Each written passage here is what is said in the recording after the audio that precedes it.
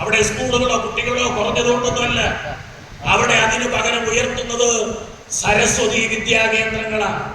ഏറ്റവും കൂടുതൽ സ്കൂളുകൾ കൂട്ടിയത് ഉത്തർപ്രദേശിലാണ്, അതിനുശേഷം മധ്യപ്രദേശിലാണ്.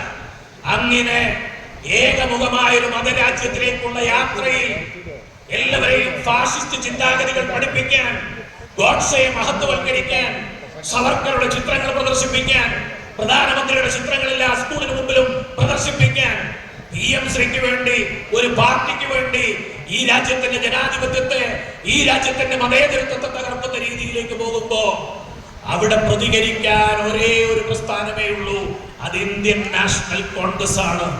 ആ കോൺഗ്രസിന്റെ മതേതര മൂല്യങ്ങളെ, ആ കോൺഗ്രസിന്റെ ജനാധിപത്യ മൂല്യങ്ങളെ, ആ കോൺഗ്രസിന്റെ വൈവിധ്യങ്ങളിലെ സൗന്ദര്യത്തെ അതിനെ താലോലിക്കാൻ, അത് ജനങ്ങളിലേക്ക് എത്തിക്കാൻ, സംവദിക്കാൻ, ചർച്ച ചെയ്യാൻ, ഗാന്ധിയെ പുനരവതരിപ്പിക്കാൻ, ജവഹർലാൽ നെഹ്റുവിനെ വായിക്കാൻ, ഇന്ത്യൻ സ്വാതന്ത്ര്യ സമര ചരിത്രം പഠിപ്പിക്കാൻ, അത് കുട്ടികൾക്ക് മുമ്പിലും ക്ലാസ് റൂമിന്റെ പുറത്തും ജനങ്ങളുമായി സംവദിക്കാൻ നിങ്ങൾ ബാധ്യതപ്പെട്ടിരിക്കുന്നു.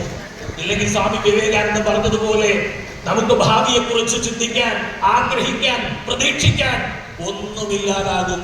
ഇന്ന് ഈ ത്യാഗം നമ്മൾ ചെയ്തേ തീരൂ.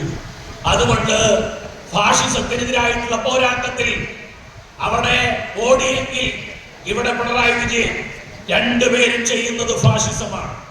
അവിടെ മതപരമായ ഒരു രാജ്യത്തിലേക്ക് ഈ രാജ്യത്തിലെ ജനങ്ങളെ കൊണ്ടുപോകാൻ ശ്രമിക്കുമ്പോ അതിനിടയിൽ ഒരുപാട് ന്യൂനപക്ഷങ്ങളെ, പിന്നോക്കക്കാരെ കൊല ചെയ്യുമ്പോ ഇവിടെ രാഷ്ട്രീയ പ്രതിയോഗികളെ ഇല്ലാതാക്കുന്നു.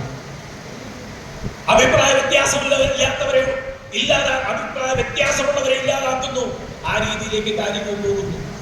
നമുക്ക് DA ചോദിച്ചപ്പോ പറഞ്ഞൊരു കാര്യമുണ്ട്, അത് നിങ്ങളുടെ അവകാശമല്ല. കോടതിയിൽ പറഞ്ഞതാണ്. അതിനു മുമ്പ് ക്ഷേമ പെൻഷനെ കുറിച്ച് ചോദിച്ചപ്പോഴും കോടതിയിൽ പറഞ്ഞു, അത് നിങ്ങളുടെ അവകാശമല്ല.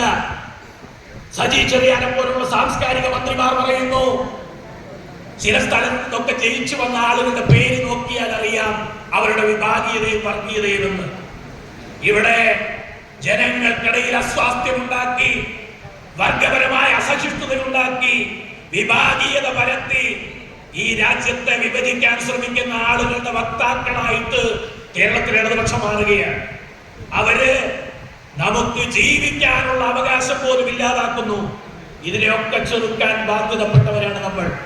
ആ രീതിയിൽ ഇവരെയൊക്കെ ചെറുത്ത് മുന്നോട്ട് പോകാൻ, ഗാന്ധിയെ പുനർവായിക്കാൻ, ഈ വിദ്യയാൽ ബോധവും ഉണ്ടാകാനും, വിദ്യ കൊണ്ട് മതവും വിദ്വേഷവും ഇല്ലാതാക്കാനും ഈ സമ്മേളനം ഉപകരിക്കട്ടെ എന്ന് മാത്രം പറഞ്ഞുകൊണ്ട് നമുക്ക്